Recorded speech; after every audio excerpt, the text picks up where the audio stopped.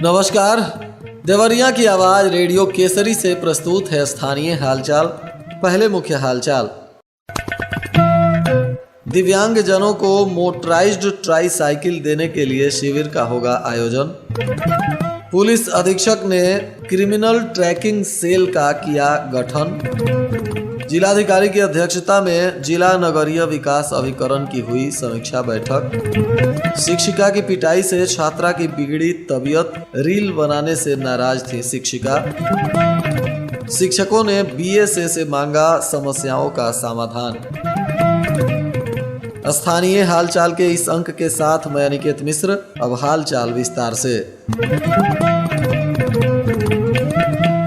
मुख्य विकास अधिकारी प्रत्युष पांडे ने जनपद के समस्त दिव्यांग जनों को अवगत कराया है कि सामाजिक न्याय और अधिकारिता मंत्रालय भारत सरकार के कृत्रिम अंग निर्माण एलिम्को के तरफ से कानपुर के विशेषज्ञों के द्वारा CSR योजना के अंतर्गत 80% या इससे अधिक दिव्यांगता वाले दिव्यांग जनों को मोटराइज्ड ट्राई साइकिल प्रदान की जाएगी। इसके लिए जिला प्रशासन और दिव्यांगजन सशक्तिकरण विभाग के सहयोग से विकास भवन देवरिया परिसर में 29 जनवरी और 31 जनवरी को तथा विकासखंड बनकटा में 30 जनवरी को शिविर का आयोजन किया जाएगा। शिविर में दिव्यांग लाभार्थियों का चिन्हांकन और पंजीकरण किया जाएगा।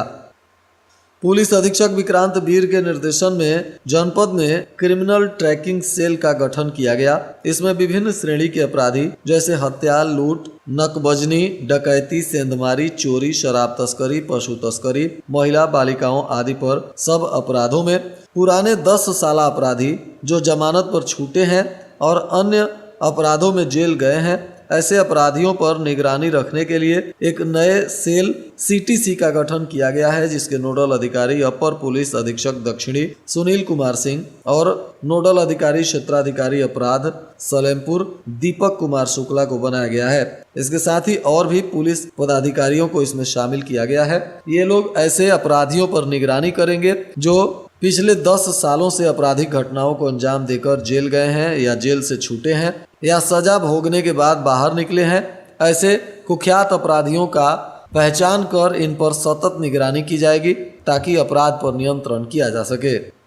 जिलाधिकारी दिव्या मित्तल की अध्यक्षता में नगरीय विकास अभिकरण टूडा की समीक्षा बैठक कलेक्टेरिएट सभागार में हुई। इस दौरान मुख्यमंत्री नगरीय अल्प विकसित एवं मलिन बस्ती विकास योजना तथा प्रधानमंत्री आवास योजना सहित तमाम योजनाओं को लेकर जिला पदाधिकारी ने समीक्षा करते हुए प्रगति को लेकर दिशा निर्देश दिया। सभी योजनाओं के कार्य निर्धारित समय पर पूरा करने का निर्देश दिया गया। उन्होंने कहा कि शहरी क्षेत्र में आवास निर्माण के लिए नई गाइडलाइन जारी की गई है, इसके अनुरूप कार्य सुनिश्चित करें। मुख्यमंत्री नगर अल्प विकसित और मलिन बस्ती विकास योजना की समीक्षा में बताया गया कि 2024-25 में 10 नई परियोजनाओं के लिए धन राशि स्वीकृत की गई है। वित्तीय वर्ष 23-24 में 80 कार्यों में 58 कार्य पूरे हो चुके हैं, जबकि शेष कार्य प्रगति पर हैं। जिलाधिकारी ने शेष कार्यों को भी शीघ्र पूरा करने का निर्देश दिया।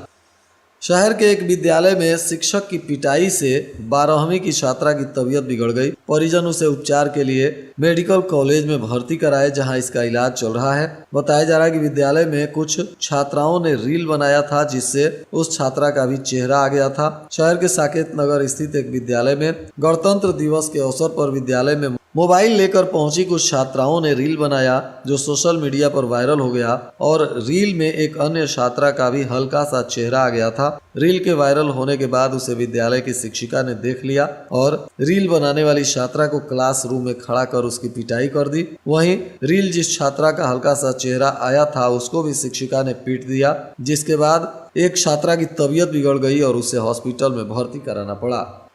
Uttar Pradesh junior high school शिक्षक संघ ने BSA से मिलकर समस्याओं के समाधान की मांग की है। संगठन ने इस संदर्भ में 2 बिंदुओं का ज्ञापन सौंपा है। अध्यक्ष विनोद सिंह ने कहा कि जिले में बेसिक शिक्षकों की वरिष्ठता सूची प्रकाशित की जाए, इससे 2015 से लंबित प्रोन्नत वेतनमान लाभार्थी की सूची प्रकाशित हो। सामान्य निर्वाचन लोकसभा 24 के प्रशिक्षण में अनुपस्थित शिक्षकों में से कुछ शिक्षक पहले से फालिस अटैक था, किसी का लखनऊ में पहले से ऑपरेशन होने के कारण मेडिकल लीव पे थे, वहीं कुछ शिक्षक अन्य कारणों से अनुपस्थित रहे हैं। इन सभी अनुपस्थित शिक्षकों पर दर्ज FIR वापस लिए जाएं। ज्ञापन सौंपने वालों में संगठन के कई नेता और शिक्षक गण शामिल रहे। नगरपालिका परिषद गौरा बरहज के कान्हा गौशाला में पशुओं को दफनाने की शिकायत मिलने के बाद सोमवार को जांच टीम गौशाला पहुंची। लगभग 3 घंटे तक गौशाला का निरीक्षण किया गया। आरोपों की सत्यता को परखने के लिए जांच टीम लौट गई। शिकायतकर्ता अमरेंद्र गुप्त ने कहा कि कान्हा गौशाला में पशुओं के रख रखाव में बेइंतजामी हो रही है। बड़ी संख्या में पशुओं के मरने और उन्हें कान्हा हाउस में ही दफनाए जाने की शिकायत थी, जिस पर जिलाधिकारी के निर्देशानुसार यह जाँच की गई। सरकारी स्कूलों की सूरत बदलने के लिए शिक्षकों और प्रधानों के बीच बेहतर समन्वय जरूरी है। कायाकल्प से विद्यालयों की भौतिक सूरत बदली है। पढ़ाई का माहौल बनने के साथ बच्चों में नामांकन को लेकर भी बढ़ोतरी हुई है। गौरी बाजार के RS लान में एक बैठक हुई। इस दौरान कार्यक्रम को संबोधित करते हुए भाजपा के जिला अध्यक्ष भूपेंद्र सिंह ने कहा कि सरकार ने बच्चों को स्कूलों से जोड़ने के लिए निःशुल्क पाठ्यक्रम, ड्रेस, जूते, मोजे के लिए DBT के जरिए उनके बैंक खातों में 1200 रुपये भेज रही है। कायाकल्प के साथ मध्याह्न भोजन भी उपलब्ध कराया जा रहा है। इसलिए सभी लोग अपने बच्चों को शिक्षा दीक्षा पूरी करवाने में लगन के साथ काम करें। विद्यालय बच्चों को निश्चित भेजें ताकि बच्चे विद्यालय में जाकर शिक्षित और बुद्धिजीवी हो सकें। इधर बैतालपुर विकास खंड के बरपार गांव में जागृति उद्यम केंद्र से सदर सांसद शशांक मणि ने संविधान सबका प्रयास यात्रा को लेकर गुब्बारा छोड़ दिया, हरी झंडी दिखाकर शुभारंभ किया। पहले दिन क्षेत्र के महुआडीह मंडल से रामपुर दुबे, जंगल बेलवा आदि अन्य गांवों में यात्रा पहुंची। इस दौरान सांसद त्रिपाठी ने कहा कि यह यात्रा बाबा साहब के विचारों को समाज के अंतिम पायदान पर खड़े व्यक्ति को विकास की मुख्य धारा से जोड़ने का काम करेगी। विपक्ष समाज में जातिवाद का जहर फैला रहा है, जिसे जड़ से खत्म करना होगा। उन्होंने सर्व समाज के लोगों से इस यात्रा में अधिक से अधिक संख्या में शामिल होने की अपील की। राज्य स्तरीय फुटबॉल प्रतियोगिता का फाइनल मुकाबला मेहा व पीपीगंज के बीच खेला गया, जिसमें मेहा ने पीपीगंज को 6-5 से हराकर ट्रॉफी पर अपना कब्जा जमा लिया। इधर गोरखपुर जिले के शाहजहानवा में संचालित अटल आवासीय विद्यालय में प्रवेश परीक्षा के लिए आवेदन पत्र जमा करने की अंतिम तिथि बढ़ा दी गई है। अब 20 फरवरी तक आवेदन की तिथि निर्धारित की गई है। ठंड के चलते विद्यालयों के बंद होने से तिथि को बढ़ाया गया। प्रवेश परीक्षा हेतु अब तक कुल 155 आवेदन पत्र जमा हुए हैं। उत्तर प्रदेश भवन और अन्य सनिर्माण कर्मकार कल्याण बोर्ड के अंतर्गत पंजीकृत निर्माण श्रमिकों के बच्चों और कोरोना काल में निराश्रित हुए बच्चों तथा कल्याण विभाग लखनऊ की सूची के अनुसार इसके साथ साथ मुख्यमंत्री बाल सेवा योजना के पात्र बच्चों के लिए इस विद्यालय में शिक्षा दीक्षा की व्यवस्था की गई है और इसी के प्रवेश को लेकर परीक्षा का आयोजन किया जा रहा है। इधर सोमवार की देर रात एक भीषण सड़क हादसा हो गया, जिसमें एक ही बाइक पर सवार 4 दोस्तों की मौत हो गई। हादसे के शिकार 3 युवक कुशीनगर और एक देवरिया जिले का निवासी है। बताया जा रहा है कि महुआडीह थाना के हेतिमपुर के समीप यह हादसा हुआ। पुलिस ने शव को कब्जे में लेकर पोस्टमार्टम के लिए भेज दिया। कुशीनगर के हाटा थाना क्षेत्र के शाहबाजपुर के निवासी पिंटू गुण उम्र 22 साल, हाटा क्षेत्र के ही मुड़ेरा उपाध्याय के रहने वाले नितेश सिंह उम्र 23 साल, तो वहीं भौसहा के रहने वाले अतुल सिंह उम्र 24 वर्ष और देवरिया के महुआडीह थाना क्षेत्र के नारायणपुर गांव निवासी अंकित गुण उम्र 24 वर्ष की मौत हो गई है। ये लोग चारों एक ही मोटरसाइकिल पर सवार होकर जा रहे थे। किसी के बर्थडे में इनका जाना हुआ था। वहीं से रात को करीब ये लोग 12 बजे के आसपास लौट रहे थे, तभी हेतिमपुर देवरिया मोड़ के पास यह हादसा हो गया। कुहासे के चलते तेज रफ्तार मोटरसाइकिल एक ट्रक में जाकर घुस गई और इस हादसे में चारों युवकों की मौके पर ही मौत हो गई। घटना के बाद मृत युवकों के परिजनों में चीख पुकार मच गया।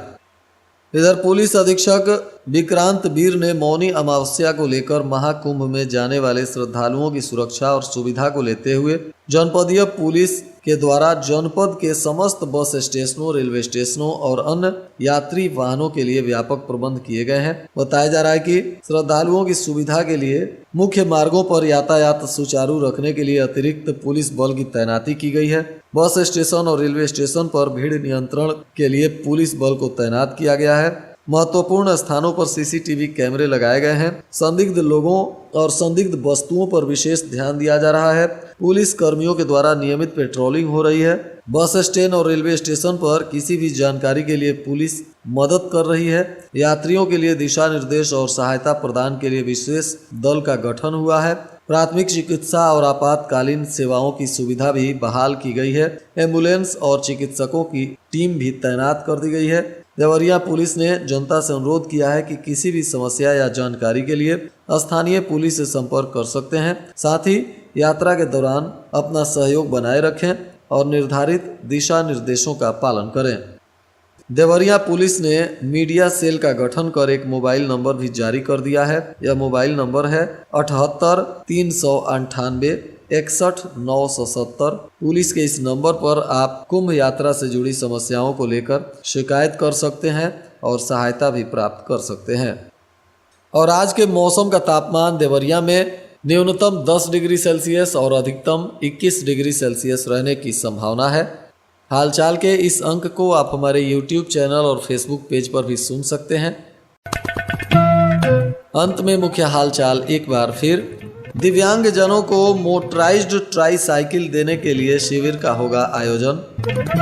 पुलिस अधीक्षक ने क्रिमिनल ट्रैकिंग सेल का किया गठन। जिलाधिकारी की अध्यक्षता में जिला नगरीय विकास अभिकरण की हुई समीक्षा बैठक। शिक्षिका की पिटाई से छात्रा की बिगड़ी तबीयत, रील बनाने से नाराज थी शिक्षिका। शिक्षकों ने बीएसए से मांगा समस्याओं का समाधान।